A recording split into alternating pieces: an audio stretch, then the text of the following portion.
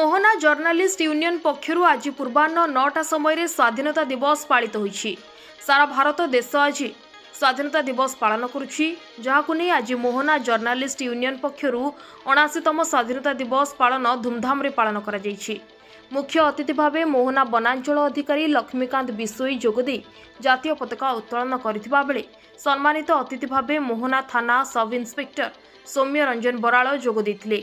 मुख्य वक्ता भावे वरिष्ठ शिक्षाविद मधुसूदन पाढ़ी जोगदे निज अंचल तथा निज देश में किभली सांबादिकों गुरुत्वपूर्ण भूमिका रही निज वक्तव्य रखिथिबा बेले जर्नालिस्ट यूनियन संपादक मिहिर रंजन जती परिचालना करथिले।